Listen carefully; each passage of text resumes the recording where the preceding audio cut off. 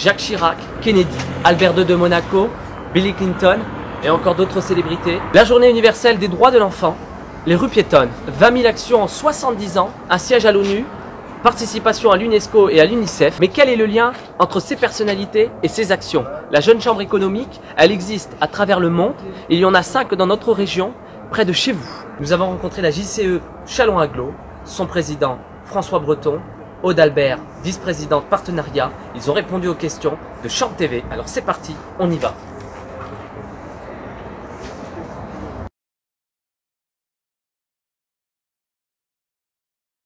C'est un mouvement de jeunes citoyens entreprenants qui souhaitent faire avancer les choses sur son territoire en créant des actions positives. Oui, l'important c'est vraiment qu'on est sur l'agglo chalonnaise et Châlons. Mais parfois on va pouvoir aussi s'inspirer de ce que les autres jeunes chambres en France font pour aussi amener leurs changements qu'ils ont pu amener sur leur territoire sur le nôtre. C'est un réseau, j'ai envie de dire même international, donc on va avoir un échelon local, régional, national et international. Alors on va retrouver la Jeune Chambre de Châlons-Agglo, de Reims, des Ardennes, de Troyes et d'Épernay.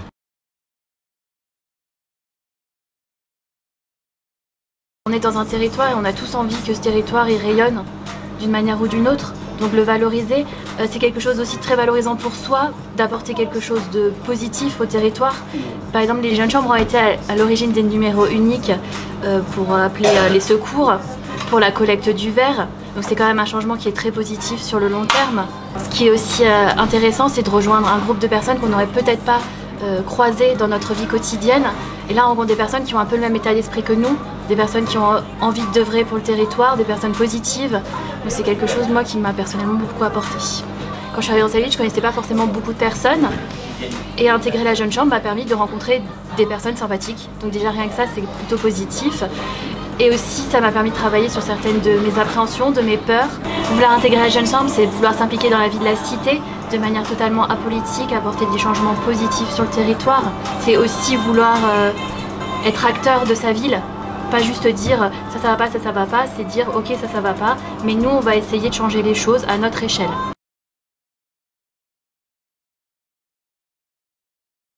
Effectivement, il y a un critère d'âge, il faut être majeur et l'âge maximum c'est 40 ans. Donc pour rejoindre la Jeune Chambre, il faut être effectivement dans la tranche des 18-40. C'est assez simple en soi, il faut surtout montrer de la motivation, vu qu'on n'a pas de critères autres que l'âge.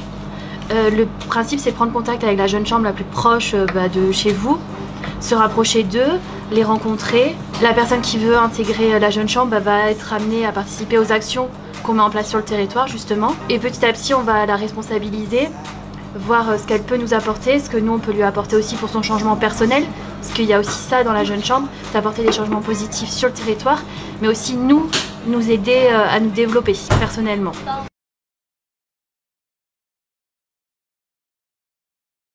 Il y a certes le mot économique, donc c'est le nom générique et historique de la Jeune Chambre en France, Jeune Chambre économique.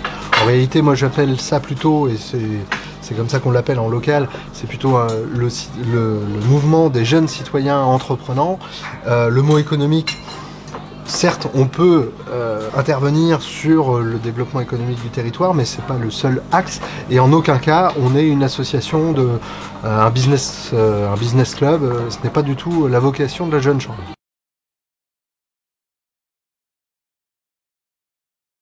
Cette année, on travaille plutôt sur un axe environnemental, de sensibilisation du grand public sur la ressource en eau, pour un peu que les gens se rendent compte que les mégots de cigarettes qui jettent dans les avaloirs de la ville en fait tombent directement dans l'eau potable et que ça va polluer cette eau potable qui après va retourner dans le circuit de distribution d'eau. Donc cette année effectivement on a décidé de travailler sur la question de la protection de la ressource en eau. Donc notre action s'appelle mégot.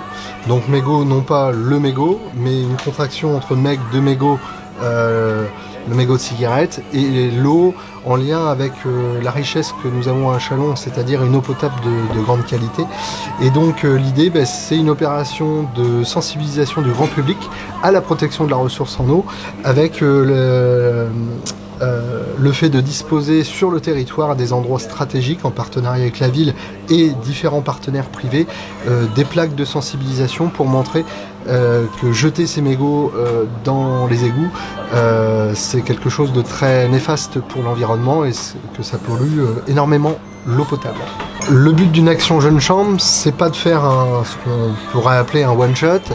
Le but d'une action Jeunes Chambres, c'est qu'elle soit pérenne dans le temps et qu'elle soit éventuellement reprise par d'autres Jeunes Chambres.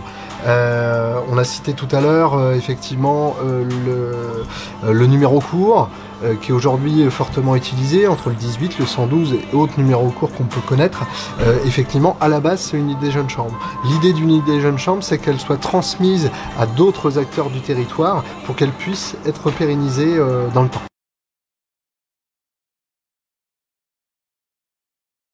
Ce qui manquerait, on va dire, dans ce descriptif de la Jeune Chambre, c'est que on est, en tout cas pour Châlons, un groupe de jeunes citoyens donc relativement dynamiques, impliqués.